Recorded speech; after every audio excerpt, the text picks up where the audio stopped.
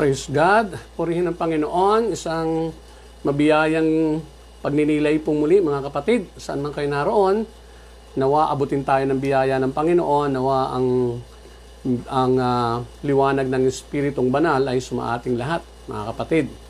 Okay, mga kapatid, Happy New Year pa rin sapagkat New Year pa naman at Pasko pa rin, mga kapatid.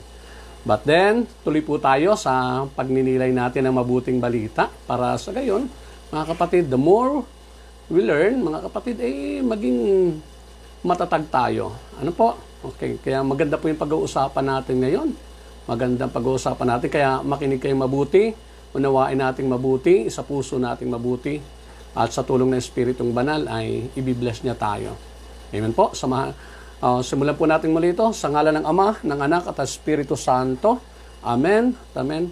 Ama, O Diyos na makapangyarihan sa lahat, kami po ay narito, Panginoon, muli nagpapakumbaba sa iyo, sumasamo na kami muli mo pong linisin ng kabanal-banalang dugo ni Jesus at muli mong pagindapatin, Panginoon, na makaunawa ng iyong mga salita, ng iyong mensahe.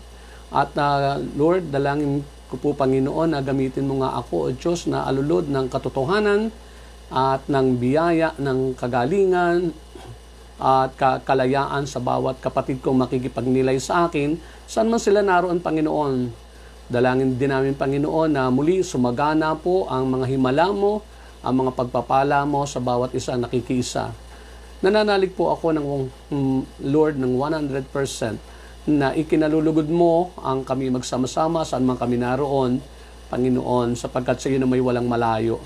Kaya, Ama, inaangkin po namin titipunin mo kami sa presensya mo upang sa gayon lahat kami, Panginoon, ay maabot ng iyong biyaya. Ang lahat ng ito, Ama, muli ay inaangkin namin at pinasasalamatan na sa pamamagitan po ng iyong anak na si Jesus, na kaysa mo naghahari at ng Espiritong Banal, noon, ngayon, at magpakailanman. Amen at amen. Sa ngalan ng Ama, ng Anak, at ng Espiritu Santo. Amen. Praise the Lord. Praise God. Praise Jesus, mga kapatid. Handaan nyo rin yung inyong tubig. Ako naghahanda ako ng tubig para sa gayon, sa akin mga mahal sa buhay ay hindi na tayo bibili ng gamot. Ang Panginoon na magpapagaling. Amen po. Okay, lalo pa naman sa mga panahong ito, napakadali ang magkasakit. But then, God is faithful. Iba po ang napakalaki po ng pagkakaiba ng taong nananampalataya sa Diyos, ng taong sumusunod sa kalooban ng Panginoon. Lagi pong malaki ang pagkakaiba niyan. Araw-araw yan, patutunayan ng Panginoon. Amen. Ngayon po, sa mga sandaling ito, mga kapatid, saan mang kayo naroon, pagnilayan po natin itong Ephesians chapter 6, verses 10 to 12. Ephesians chapter 6, verses 10 to 12. Sabi dito, bilang pagwawakas, magpakatibay kayo sa kalakasang galing sa Panginoon at sa kanyang dakilang kapangyarihan. Gamitin ninyo ang lahat ng kagamitan at sandatang pandigma na kaloob ng Diyos upang mapaglabanan ninyo ang mga pakana ng diablo.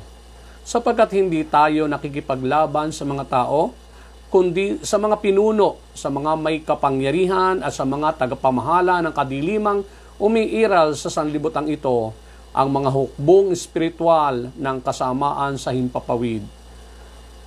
Kaya't isuot ninyo ang kasuotang pandigma na mula sa Diyos. Sa gayon, makakalaban kayo kapag dumating ang masamang araw na sumasalakay ang kaaway upang pagkatapos ng labanan ay matatag pa rin kayong nakatayo. Mga kapatid, ang salita ng Diyos. Salamat sa Diyos. Purihin ang Panginoon. Kay buti-buti ng Diyos. Okay. Ang pagninilayan natin dito, mga kapatid ko sa Panginoon, ay tungkol sa kung paano ba tayo magtatagumpay everyday. Paano tayo magtatagumpay araw-araw o lagi-lagi? Paano tayo magtatagumpay lagi? Kasi, tandaan po natin, ang liwanag po ng tagubili ni San Pablo sa mga taga-Efeso, ang liwanag, talagang mayroong diablo. Hindi natin nakikita siya. Yung mga espiritu ng kadiliman. Sabi doon, ang kalaban daw natin ay hindi tao.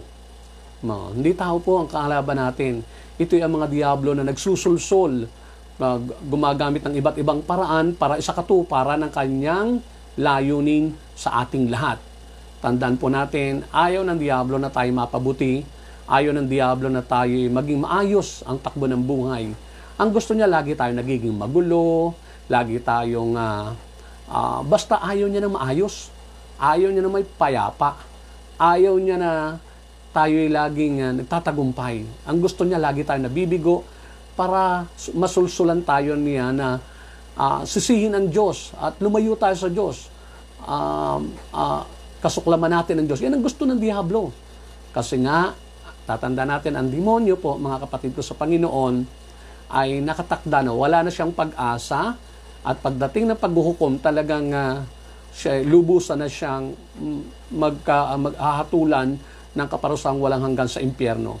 Okay, huwag kayong sasama, ha? Huwag kayong sasama sa kanya. Tandaan po natin, lahat ay gagawin niya para tayo maisama sa impyerno. Wala pong biro yun. Wala pong biro. Totoo po yun. Lahat ay gagawin niya para lamang tayo ay huwag magkamit ng buhay na walang hanggan. Ang gusto niya dito pa lamang sa mundo ay maghapi na niya tayo, matalo na niya tayo, at maisakatuparan niya ang kanyang mga layunin sa atin. Tandaan po natin, may 3 layunin ng Diablo sa ating buhay. Sabi sa John chapter 10 verse 10, sabi doon, dumarating ang magnanakaw. Ang tinutukoy po dito ay ang Diablo. Dumarating ang magnanakaw para magnakaw, pumatay, at manira. Naparito ako upang ang mga tupa ay magkaroon ng buhay na masaganang lubos. Yan, okay. Magkaiba ang layunin ng Diyos ni Jesus pag dumarating sa ating buhay kaysa layunin ng Diablo. Magkabaligtad. 3 ang layunin niya. Ano yon? Ang tayo'y nakawan. Sabi doon sa ating binasa, ang tayo'y nakawan. Nakawan ng ano? Kagalakan, kapayapaan, at yung mga biyayang talagang nakalaan para sa atin. Ayaw niya na mararanasan natin yan. Ayaw niya na mai-enjoy natin yan. Ang gusto niya, laging mawala yung kagalakan natin. Malungkot, takot. Tandaan po natin, yan ang gusto ng demonyo. Walang kapayapaan. At lagi naghihirap na kahit na mayaman ay kinakapos at nahihirapan sa pagbabudget. Yun ang gusto ng Diablo. Amen po. Akala nyo ba ang mga mahihirap lamang ang nahihirapan sa budget? Maraming mayayaman, lalo ngayon, hindi nila malaman kung paano na pagtatama-tamain ang kanilang mga puhunan doon sa kanilang mga negosyo. Pangalawa, sabi doon, ang layunin niya ay patayin tayo. Patayin, 2 bagay, physical at spiritual. Yan po ang layunin ng Diablo.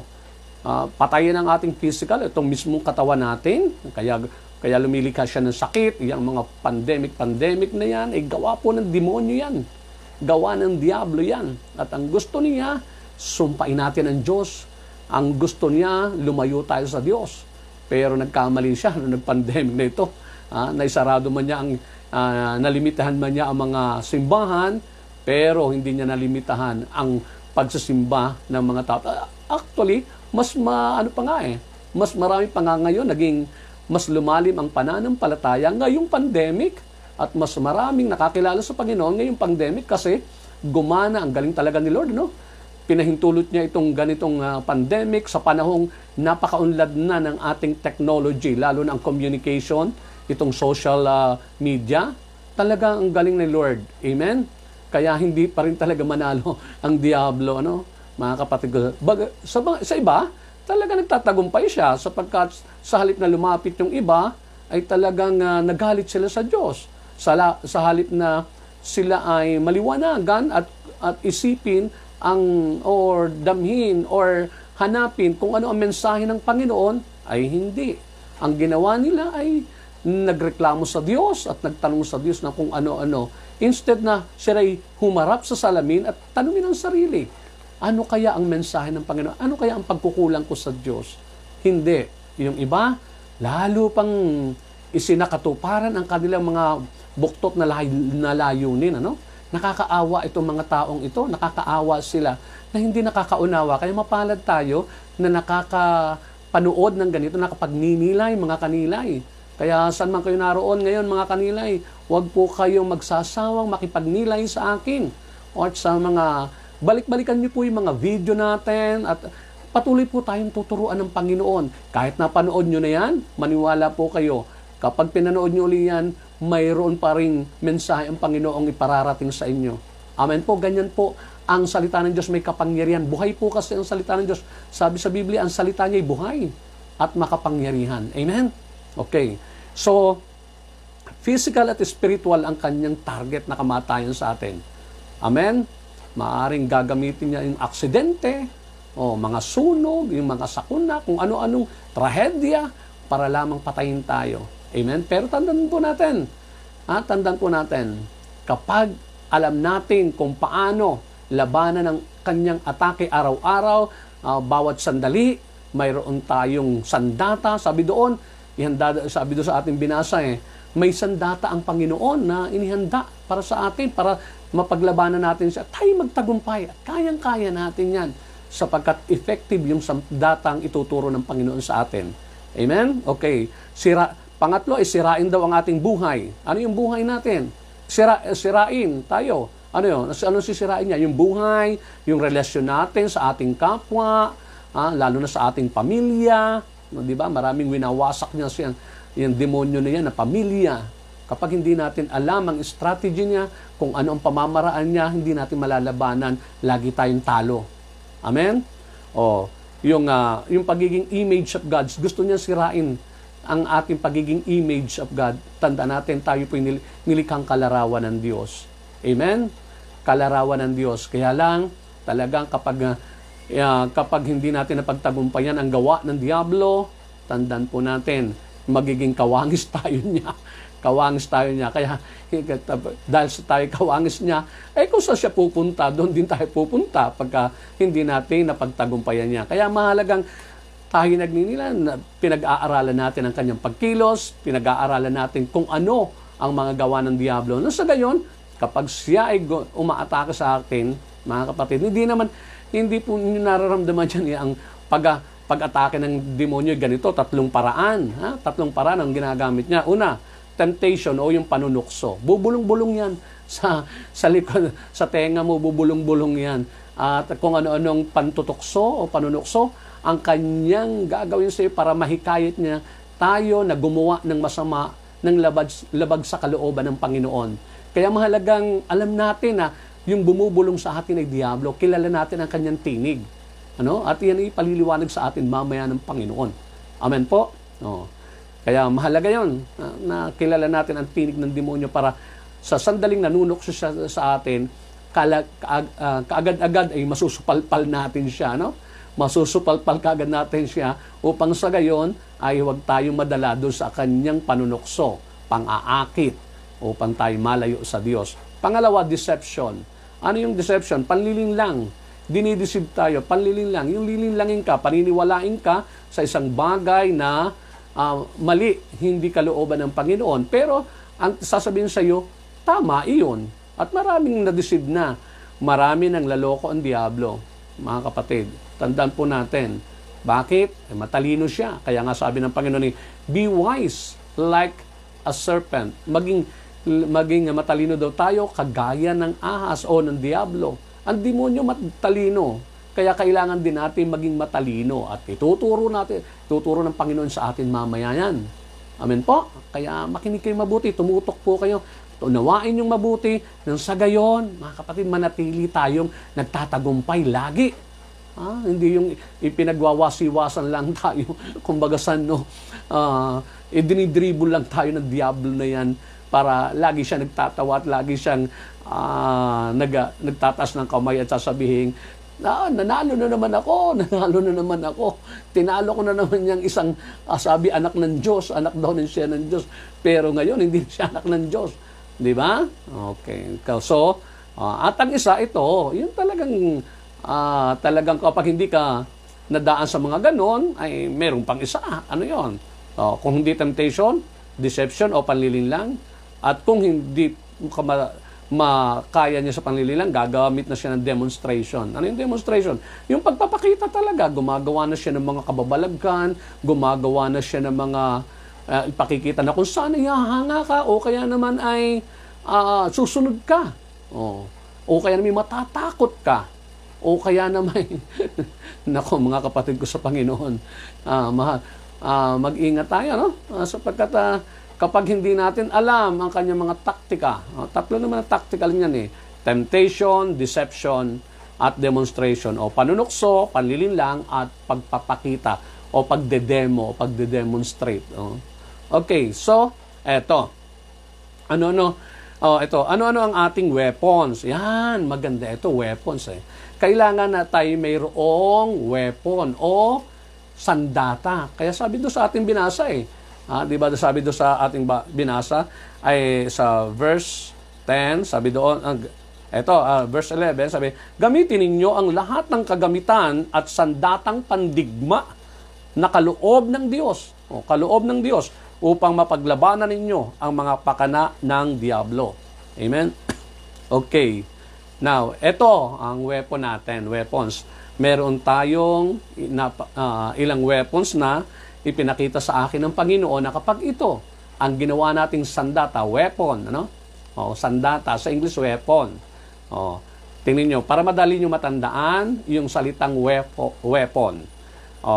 W-E-A-P-O-N-S.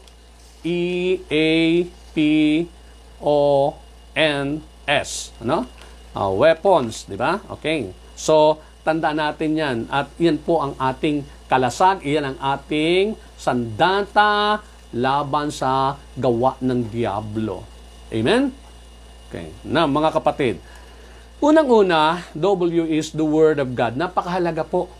Napakahalaga na tayo laging busog, punong-puno ng salita ng Diyos.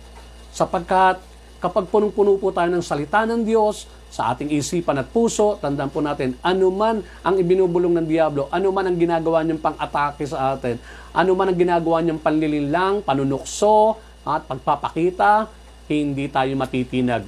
Matatalo natin ang lahat ng kanyang gawa. Bakit? Sapagkat punong-puno tayo ng salita ng Diyos. Tingnan niyo, sabi sa Ephesians chapter 6, verse 14, sabi daw, kaya't maging handa kayo, ibigkis sa inyong baywang ang sinturo ng katotohanan at isuot sa dibdib ang baluti ng katwiran. Ang tinutukoy na sinturo ng katotohanan ay ang salita ng Diyos. Yan po ang katotohanan Sabi sa John chapter 17, verse 17, ang salita ng Diyos ay katotohanan. Amen?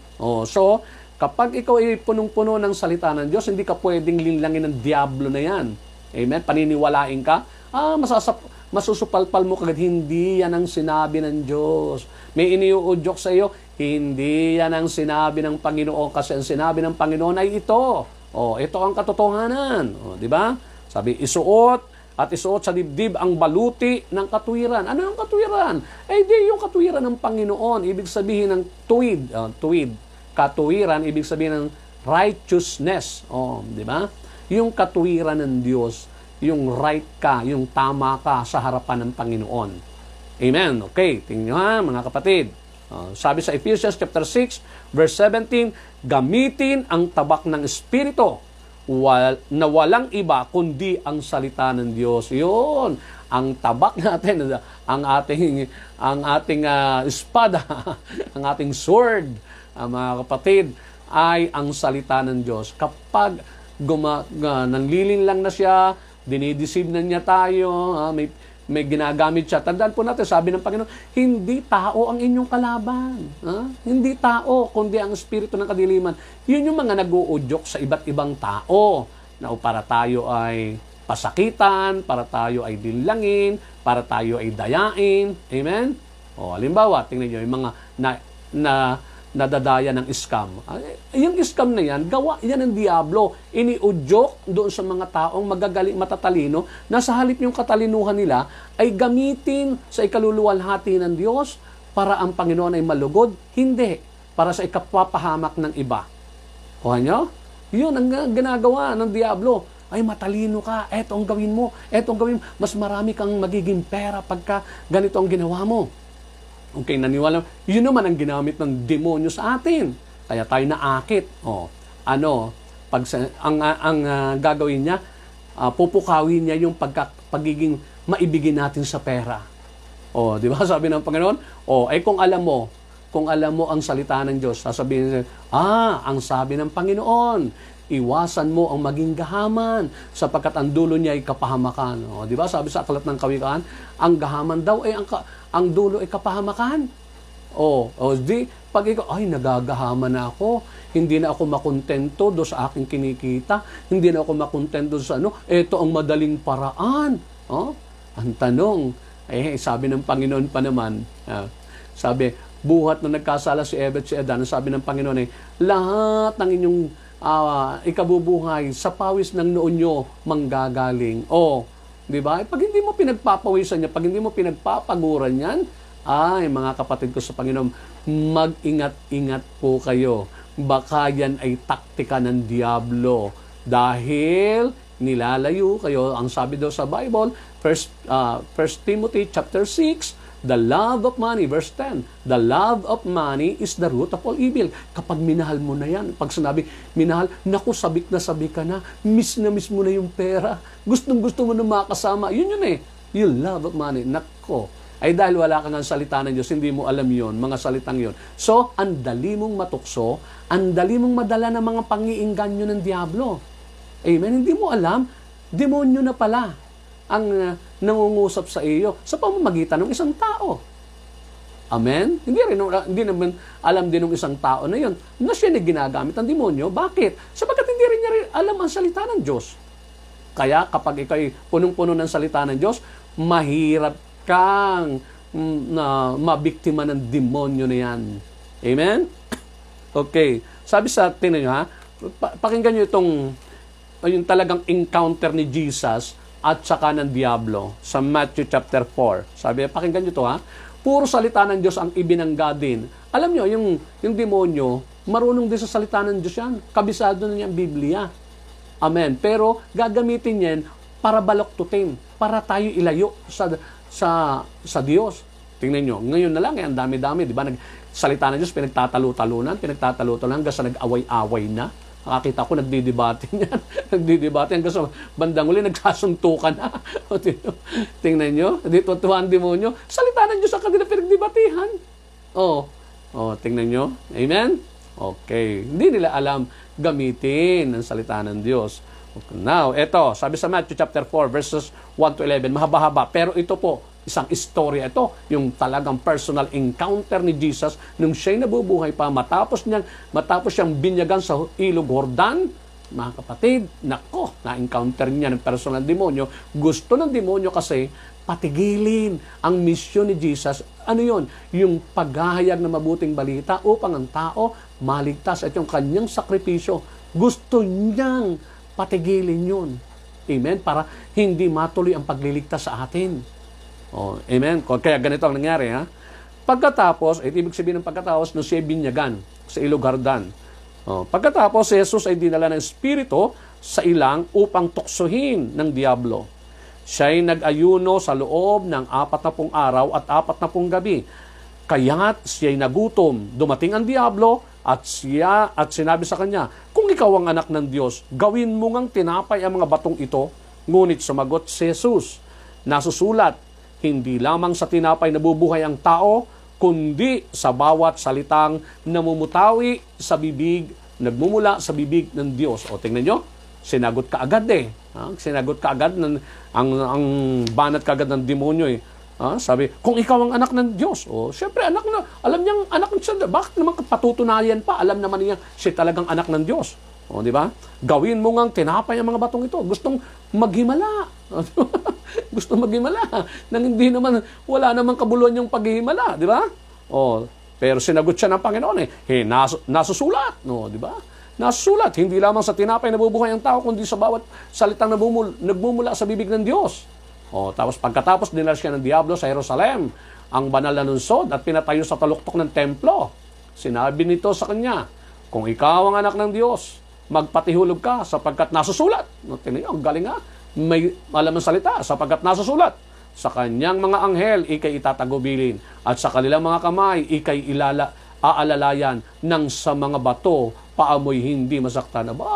Ibig sabihin, pinagagawa siya ng kamangha-mangha, tatalon doon sa magpapatihulog doon sa bula sa taluktok ng templo. Ang dami nga ng mga hanga.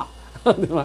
Pero hindi siya kinagat ng Panginoon. Sumagot si Jesus. Nasusulat din naman. O, tingnan nyo, nasusulat din naman. Dahil punong-puno siya ng salita ng Diyos, kaya alam niya, bawat atake ng Diablo, mayroon siyang isasagot. Ganun tayo eh. Kapag tinutokso tayo ng demonyo, dapat meron tayo din pang sagot sa kanya. Amen ba? Halimbawa, nagagalit ka. Bakit ginawa? May gumawa sa inong masama.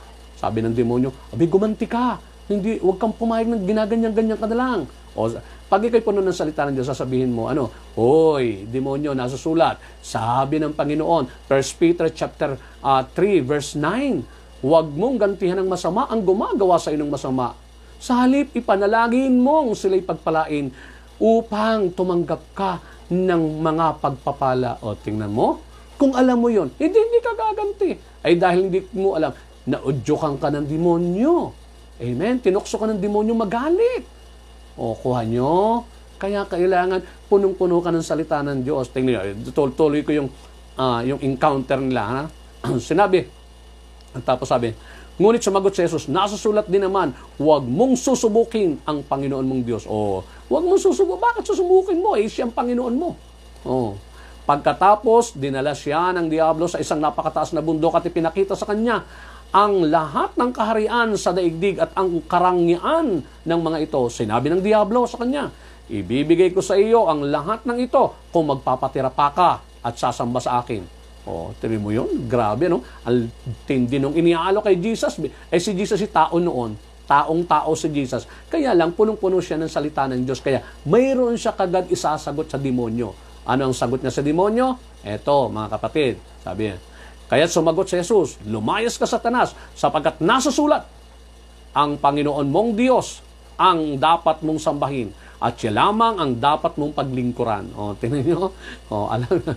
O, pagkatapos, iniwan siya ng Diablo. O, iniwan siya. Talo ang demonyo. Hindi nadala ng panunokso. Kahit gutom na gutom si Jesus, hindi siya gumawa ng mga bato para gawing tinapay. Hindi niya ginawa yung mga bato na maging tinapay. O, dumating naman ang mga anghel at siya ay pinaglingkuran. Pero tatanda natin, ang demonyo, sabi doon sa mga huling verses pa, sabi doon, iniwan siya ng demonyo at humanap ng ibang pagkakataon. Di ba? Ang daming ginagawa ng demonyo. Lagi yang humahanap ng butas, ng pagkakataon para tayo ay lilim. Kaya dapat tayo punong-puno ng salita ng Diyos. Kaya dapat naglilista kayo, nag-aaral tayong mabuti para alam natin ang ating gagawin every time na may bubulong-bulong sa ating tenga, sa ating puso. Amen? O, sabi sa Psalm 119 verse 105, salita mo'y isang tanglaw na sa akin ay patnubay. Sa landas kong daraanan, liwanag na tumatanglaw. O, tinan mo? O, so, kapag ikaw may salita ng Diyos, tatanglawan ka. Maliwanag, hindi ka maliligaw, hindi ka madadapa, hindi ka matitalisod. Bakit? Kasi ang salita ng Diyos ay liwanag daw, tanglaw. Sabi sa 2 Timothy chapter 3 verse 16, tingnan nyo ha, ang lahat ng kasulatan ay kinasihan ng Diyos at kapaki-pakinabang sa pagtuturo ng katotohanan, sa pagsaway sa kamalian, sa pagtutuwid sa likom gawain at sa pagsasanay para sa matuwid na pamumuhay. Pagsasanay para sa matuwid na pamumuhay. O, tingnan nyo, mga kapatid, kaya napakahalaga ng salita ng Diyos. Kasi ang demonyo, alin ang mga dadadaya ng Diablo? Yung mga walang alam. Kapag walang alam, ang dali nilang mailigaw ng demonyo. Kaunting tukso lang, kaunting pain lang, kumakagat na. Amen po. Halimbawa, sa mga kalalakihan, mayroong sasabihin ng demonyo, pagbubulay, wow, ang gwapo-gwapo mo. Hindi mo kasalanan yun na ikaw ang hinahabol ng mga babae. Di ba? Nilikha ka ng Diyos na saan mo gagamitin ang kagwapuhan mo? Ayan. Siyempre, para sa babae. Yan ang demonyo at saka sila, masisihan din naman siya at pareho kayo. Di ba? Enjoy life. Yan ang gagawin ng demonyo, di ba? Pero kapag alam mo ang salita ng Diyos, anong salita ng Diyos? Sasabihin mo sa demonyo, hoy, demonyo, nasusulat, ang sabi ng Diyos, walang sino mang nangangalunya. Walang sino mang nangangalunya ang makapapasok sa langit at lahat na nangangalo niya ay doon mapupunta sa dagat-dagatang apoy. Kung ganun, alam mo, kahit na anong alok niya, kahit ang ganda-ganda pa niyang iniaalok niyang iyan, hindi mo papatulan. Bakit? Sapagkat alam mo ang salita ng Diyos. Alam mo ang consequence ng pagsuway sa kalooban ng Diyos. Maliwanag po, mga kapatid. Kaya, huwag kayong magsasawang makipagnilay sa akin. Amen po? Alam niyo, mga kapatid ko sa Panginoon, pinagsisikapan ko po na paghingin sa Panginoon ang mga kaalamang ito para ma-share ko po sa inyo. Kasi ayaw ko po na kayo madaya ng Diablo. Ang gusto ko, pagdating ng takdang panahon, tayong lahat, magsama-sama tayo sa buhay na walang hanggan. Doon sa piling ng tunay nating Ama, ang Diyos na nagmamahal sa atin. Amen po? Manawaan po ninyo, na tumimo po sa puso niyo yan. Napakaganda ng inihahanda sa atin ng Panginoon. At dito pa lamang, kapag tayo, mga kapatid, punong-puno ng salita ng Diyos, tandaan niyo po, dito pa lamang, ibibless na tayo ng Panginoon. Sapagkat lahat ng ginagawa nating mabuti o ayon sa salita ng Diyos, gagantimpalaan po ng Panginoon yan. Amen? Gagantimpalaan ng Panginoon yan. Maliwanag po. Okay. Pangalawa, letter E. Na weapon natin. Weapon. So, yung una, W. So, Word of God, ang weapon natin. Yung lahat ng letra ng weapon. Ito, weapons. Ito ang mga weapons natin. Letter E, yung expressive faith. Ibig sabihin, yung talagang pinapakita mo yung iyong pananampalataya. Napaka-expressive mo sa iyong pananampalataya. Talagang pinaninindigan mo yan. Sabi sa Mark chapter 9, verse 23, mangyayari ang lahat sa sino mang may pananampalataya. Nothing is impossible to those who have faith. Sabi doon, walang imposible sa mga taong may pananampalataya. Sa mga taong believe sa Diyos, nananalig talaga sa Diyos. Amen? Kaya ano man mangyari, kapag ang belief mo, ang iyong pananampalataya sa Panginoon ay ganun katindi. Tingnan nyo mga kapatid, pakinggan nyo ito istorya. Minsan mayroong mga bulag na lumapit sa Panginoon. Sunod ng sunod, Lord, mahabag po kayo sa amin, pagalingin niyo po kami. Please, Lord, pagalingin niyo po kami. Pumasok si Jesus doon sa bahay, pero sumunod pa rin yung mga bulag. Sabi, pagpasok, dito Matthew chapter 9, verses 28 to 29. Pagpasok ni Jesus sa bahay, lumapit sa kanya ang mga bulag. Tinanong sila ni Jesus, parang hinarap na sila ni Jesus, sabi, naniniwala ba kayo na mapagagaling ko kayo? Sabi, naniniwala ba kayo na mapapagaling ko kayo? Sumagot yung, opo, Panginoon. O tingnan nyo, yun yung bilib na bilib. Opo, kumbaga sa salita, susunod ba naman, susunod ba naman kami sa inyo dito? Bulag kami. Bulag kami, pero nasusundan namin kayo. Kung di ba naman kami naniniwala talaga na mapagagaling nyo kami? Tapos sabi ng ginawa ng Panginoon, hinipo niya ang kanilang mga mata at sinabi, mangyari ang ayon sa inyong pananampalataya. At nakakita nga sila. Tingnan nyo, there is power talaga, yung pananampalataya natin. Amen?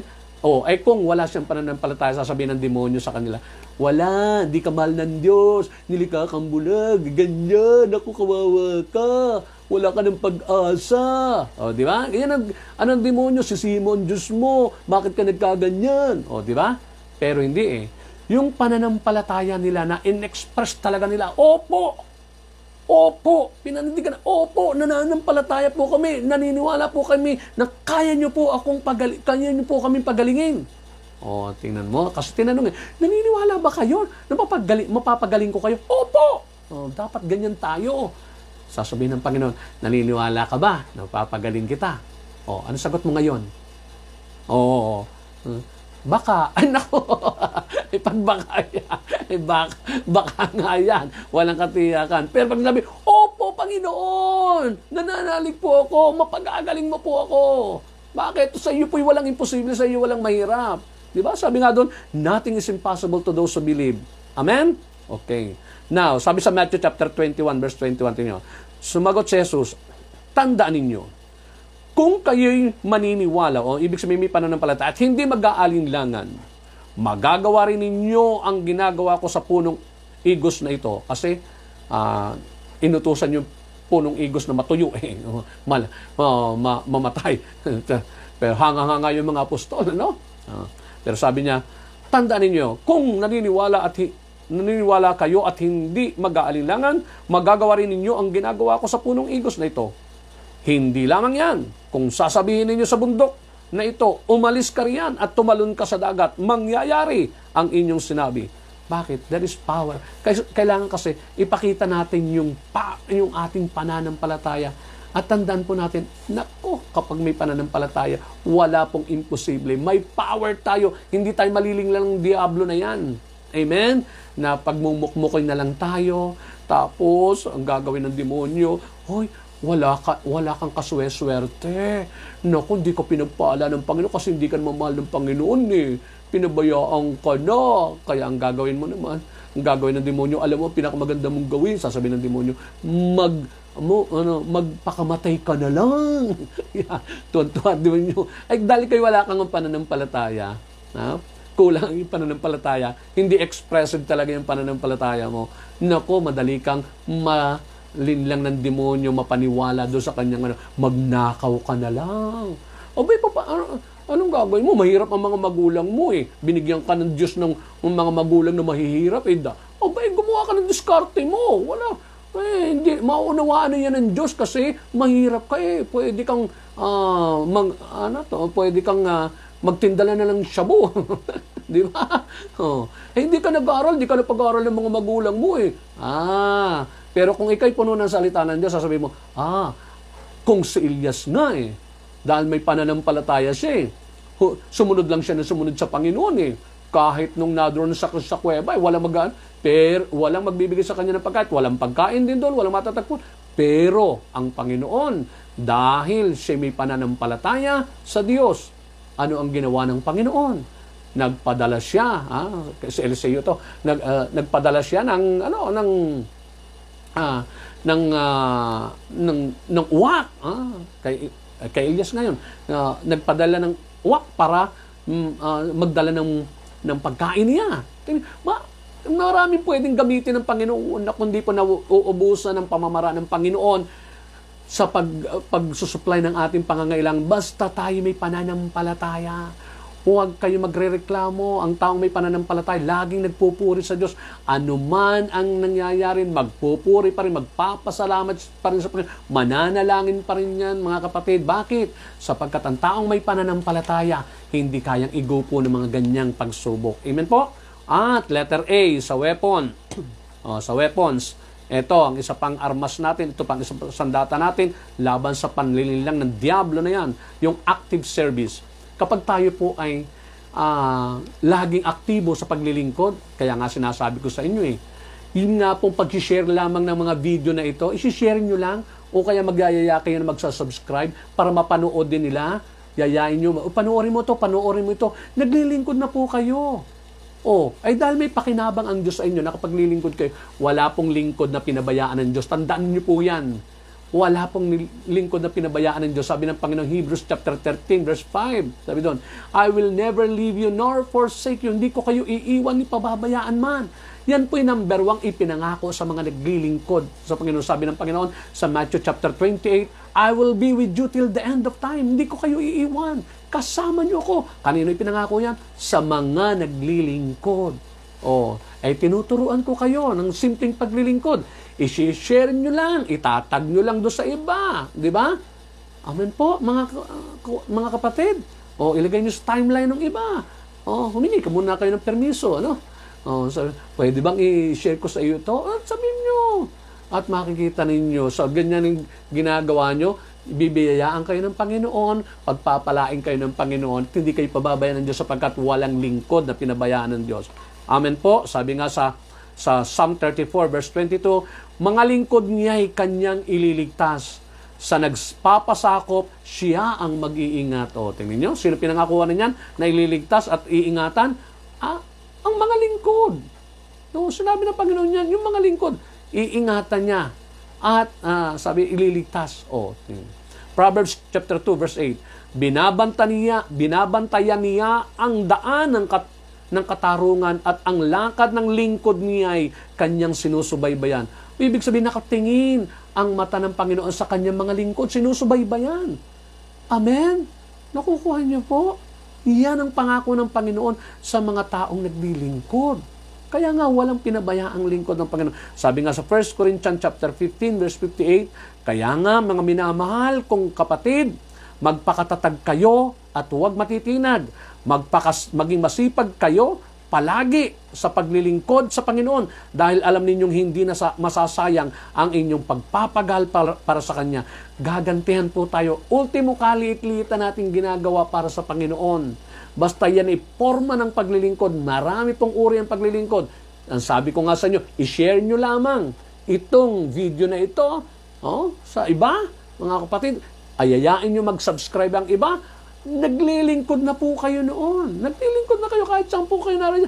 Napakadali po ngayon ang maglingkod kaysa nung ako nagsisimula. Napakahirap Amen? Ngayon madali lang. Yan ganyan lamang, mga kapatid, na pag-share lang, naglilingkod ka na. O halimbawa, mag-share ka naman ng buhay mo, kung paano nagpaala ang Panginoon sa iyo, kung paano ka pinagaling. Share mo lang sa iba, naglilingkod ka na. Amen po?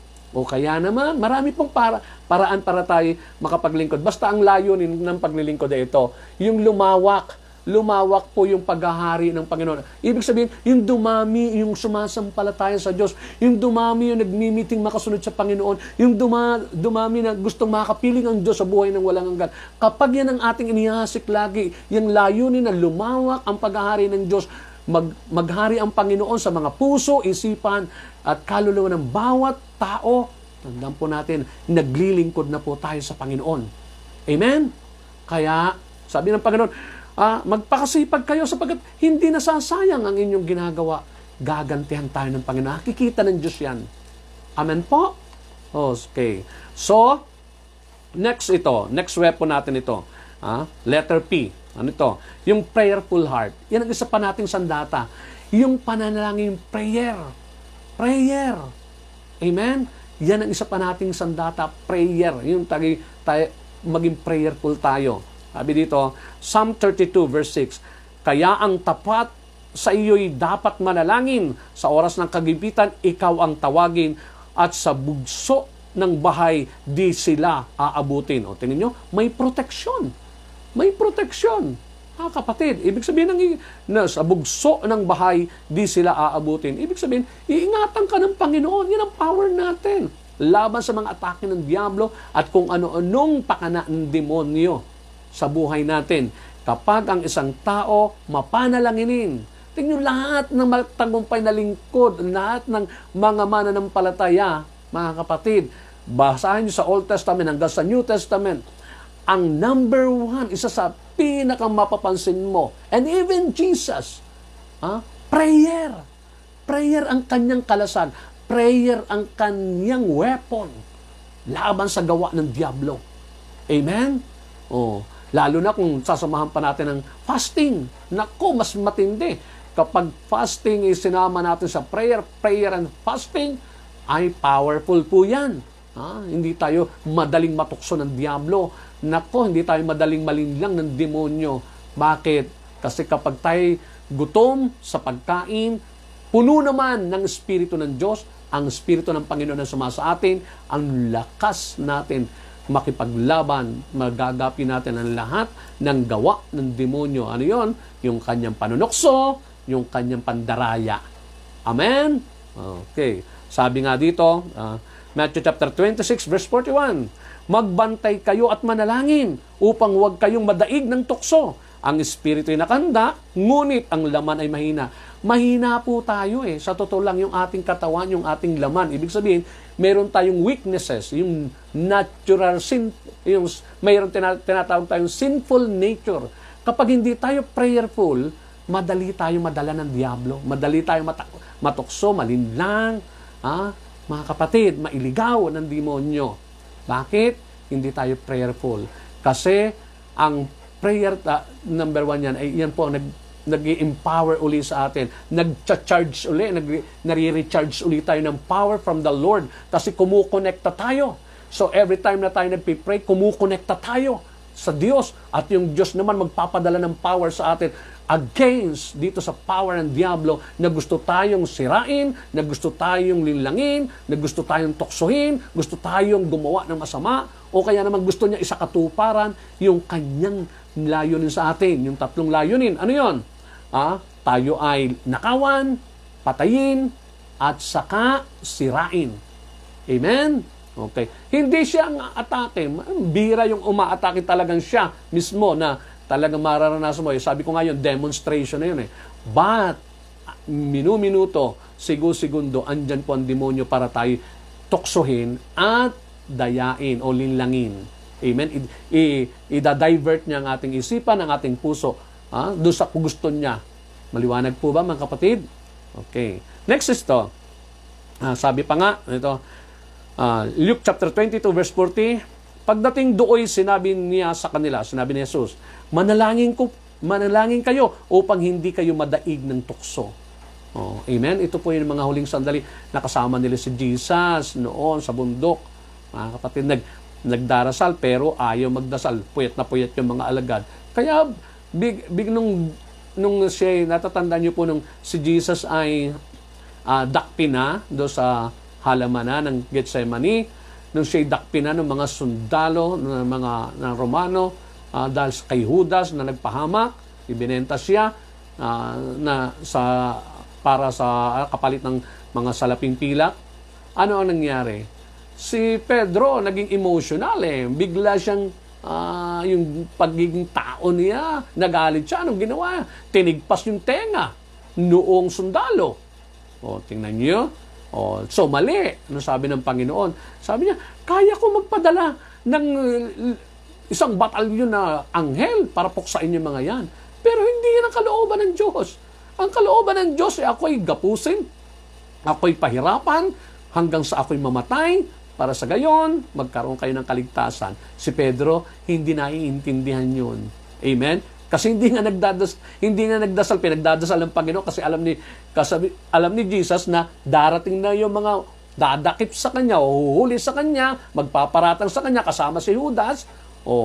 Ay dahil si Pedro tulog ng tulog, hindi nagdadasal, pati yung mga alagad nila. Ano nang ginawa ng mga alagad niya? Iniwan siya lahat. Lahat sila nagpulasan, iniwan. Ito na si Pedro, ang unang reaksyon niya, tinigpas yung tenga ng sundalo. Amen? Buti na lang, si Jesus powerful. Kinuha yung tenga ng sundalo na natigpas, ang ginawa, ibinalik ulit. Twing! Magic! Dumikit ulit. Amen? Because makapangyarihan nga si Jesus eh. Ito naman mga alagad din nila na ayaw sumunod. Mag-pray kayo para hindi kayo madaig ng tukso. Amen? Anong tukso nila? Dumating? Takot, tinakot sila. Nako, sabi ng demonyo, nako, dadakpin din kayo, dadakpin. Pulasan na, nagtakbuhan sila, iniwan niya si Jesus. Nag-iisa si Jesus ngayon. Yun yung tukso ng takot. Di ba? Okay, dinaya sila ng demonyo. Sabi sa Ephesians chapter 6 verse 18, sabi dito, manalangin kayo sa lahat ng pagkakataon, humiling at sumamo sa patnubay ng Espiritu. Lagi kayong maging handa at patuloy na ipanalangin ang lahat ng hinirang ng Diyos. Pray. Lagi nating hingin ang tulong ng Panginoon. Lord, tulungan mo po ako maging malakas. Tulungan mo po akong huwag matukso. Tulungan mo po ako masunod ang kalooban mo. Amen po? At ito, obedience. Kapag tayo masunurin sa Panginoon, tandaan po natin, sumasa atin lagi ang Diyos. Basta ang tao'y masunurin, sasaatin po ang Diyos. Amen po? Sabi dito, ito, mga kapatid ko sa Panginoon, Psalm 119 verse 80, sabi ito, sana'y lubos kong masunod ang buo mong kautusan upang hindi mapahiya, tamuhin ko ang tagumpay. Magiging matagumpay tayo kapag tayo masunurin. Pag yung laging puso natin ay lagi ang iniisip, pag makasunod, Lord, gusto ko makasunod. At kapag tayo nagiging masunurin, laging sasaatin ang Panginoon. Amen? Taong masuwayin, lagi napapahamak yan. Ang taong lagi ang sinusunod yung kanyang gusto, ayaw sumunod sa Panginoon, hindi nakukonsensya, naku mga kapatid ko sa Panginoon, maniwala kayo. Yung taong yan, laging madaling madaya ng demonyo. Madaling mapaglinlangan, mailigaw, gawa ng ng masasama ng demonyo. Sabi sa Isaiah 48 verse 18, tingnan nyo, pakinggan nyo kung ano ang epekto kapag masunurin ng isang tao. Kung sinusunod mo lang, ito po nga, letter O, obedience kung sinusunod mo lang ang aking mga utos, pagpapala sana'y dadaloy sa iyo, parang ilog na hindi natutuyo ang agos, tagumpay mo sana'y sunod-sunod, parang along gumugulong sa dalampasigan. Antindi, no? Ibig sabihin, lagi ka palang ibibless ng Panginoon kapag masunurin. So, tingnan nyo, may enjoy natin ang buhay. Ay, marami pong uri ng blessing. At ang pinakamatindi yung tagumpay. Sabi, tagumpay mo sana'y sunod-sunod. So, ibig sabihin, ano man ang gawa ng Diablo, kapag tayo masunurin, naroon pagtatagumpayin tayo ng Panginoon. Amen po? Maliwanag po ba?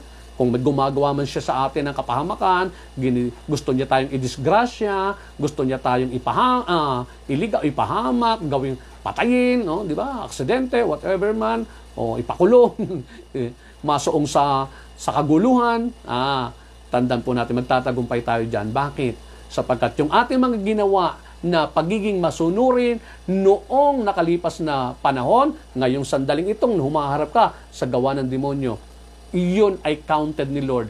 Gagantimpalaan ka naman ngayong araw na ito, ngayong sandaling ito, ililigtas ka naman sa gawa ng Diablo.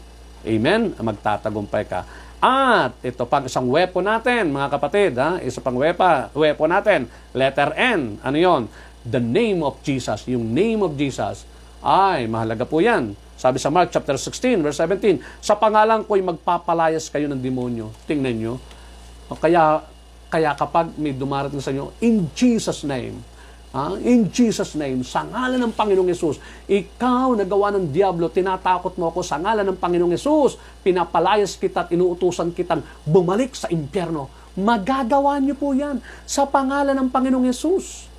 Amen? Kasi ibinigay sa atin yun sa lahat ng mananampalataya. Sabi doon sa Mark chapter 16, ang sino mang sumampalataya, nabinyagan sa Espiritu ng Diyos, nabinyagan kay Kristo, tandaan natin, sabi ng Panginoon, bibigyan tayo ng kapangyarihan. Sa pangalan ko, sabi niya, sa pangalan ko, magpapalayas kayo ng mga diablo. Amen?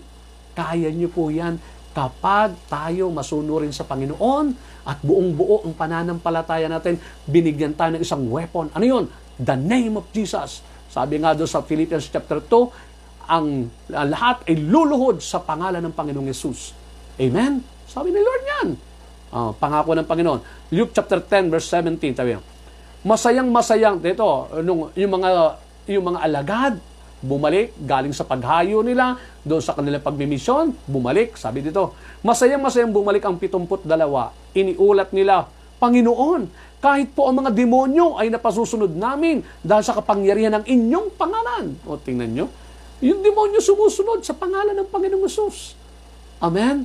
Kaya napakahalaga. Pag mayroong, in Jesus' name, layasan mo ako. In Jesus' name. Lumayo kayo sa akin. Yun. Sabi sa John chapter 14, ito pa, kapag ikaw na may kinakapos, ito naman, sabi ng Panginoon. John chapter 14, verse 13 to 14, sabi dito, at anumang hilingin ninyo sa pangalan ko, kay Jesus, sa pangalan ni Jesus, anumang hilingin ninyo sa pangalan ko, ay gagawin ko upang luwalhatiin ang Ama at sa pamamagitan ng Anak. Kung hiling kayo ng anuman sa pangalan ko, ito'y aking gagawin. Tingnan nyo, how powerful the name of Jesus is. Ganyan po. At ipinagkatiwala niya sa atin yan. Kanino? Sa mga sumasampalataya ng lubusan kay Jesus. Sa mga alagad ni Jesus. Kapatid, ikaw ba, tinanggap mo na ba ang Panginoon bilang Panginoon at ikaw na naging alagad na niya? Ikaw ay naging servant na niya? Ikaw ba'y mananampalataya na ng Panginoong Jesus? You have the power. You can use the name of Jesus. Pwede mong gamitin to drive out demons, to drive out the evil spirit. Amen? Totoo po yan. At ito pa ang isa pang weapon natin. Last but not the least. Okay, ito po. Yung letter S sa weapons na ibinigay sa atin ng Panginoon para tayo laging nagtatagumpay araw-araw. Letter S, Spirit of God.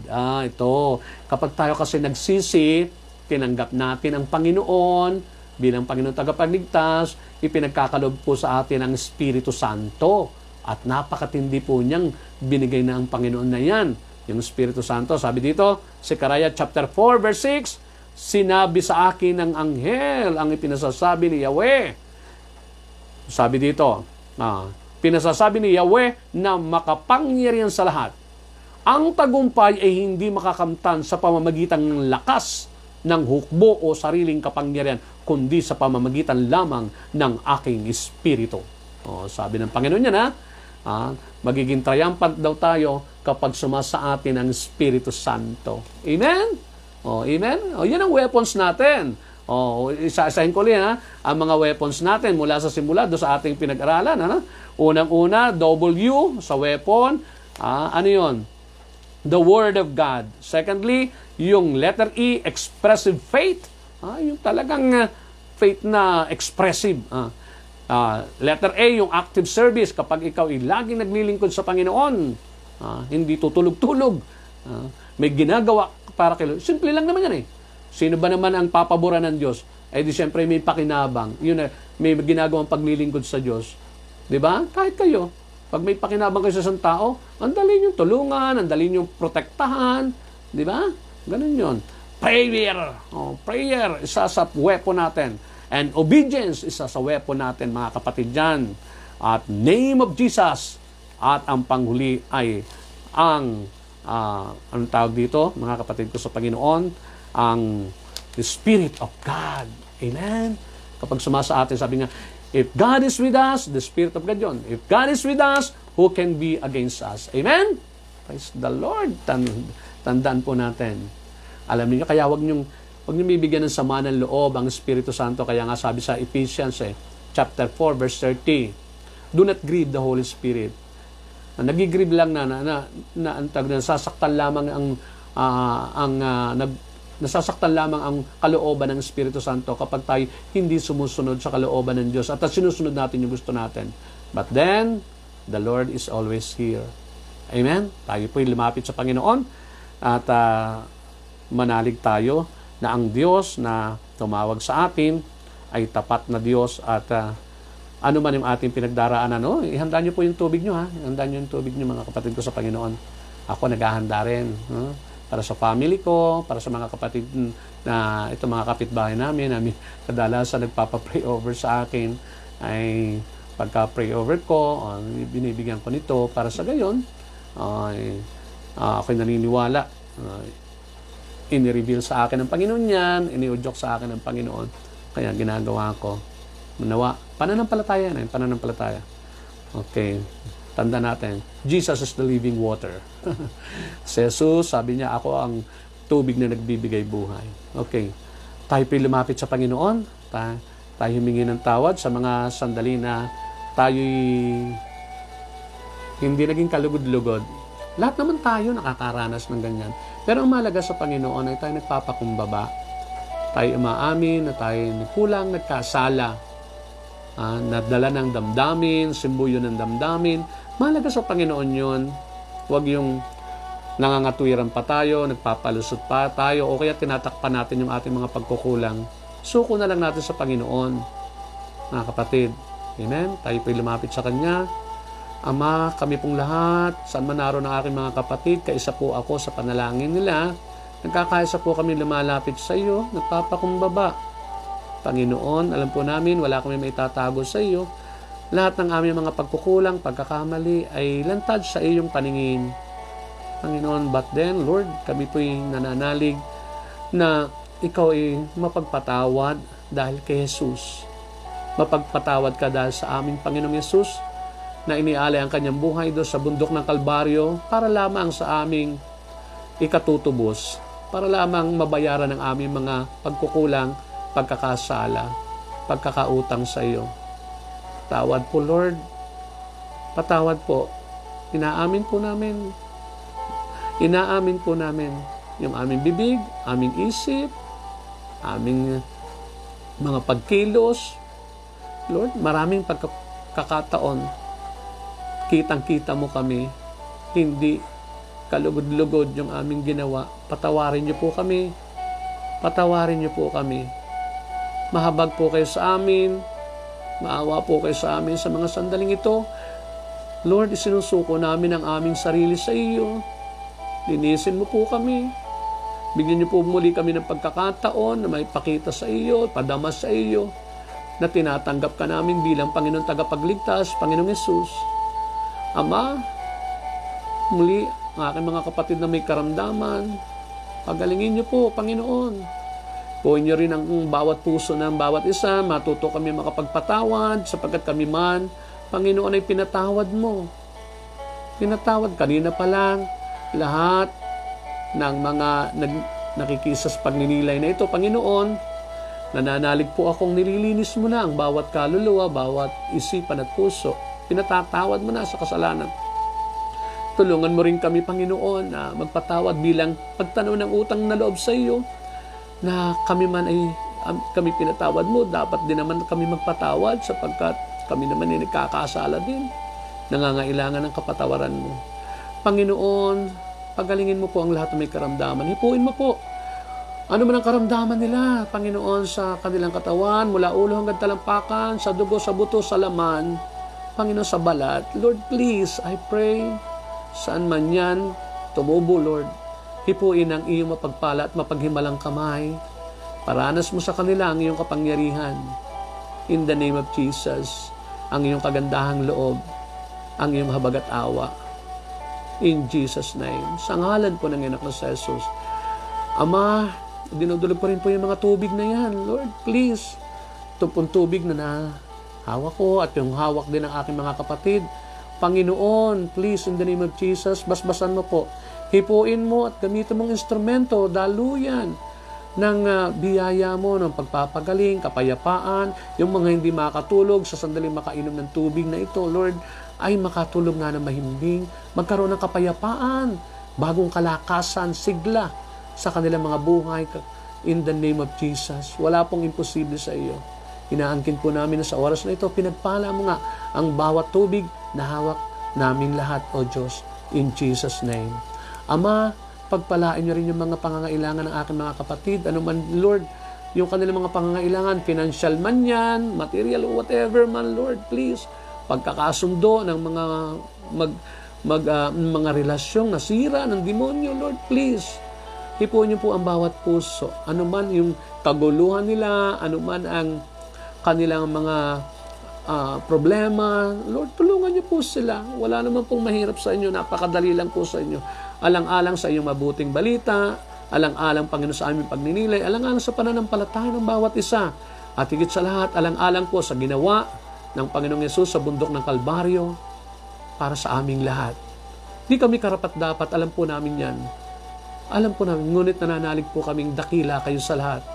At dahil kay Jesus, hindi nyo kami bibiguin, hindi nyo kami matitiis.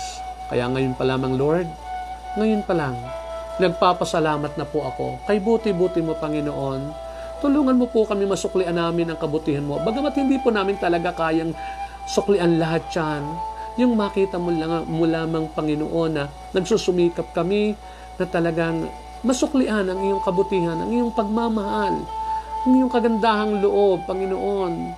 Please, tulungan mo po kami.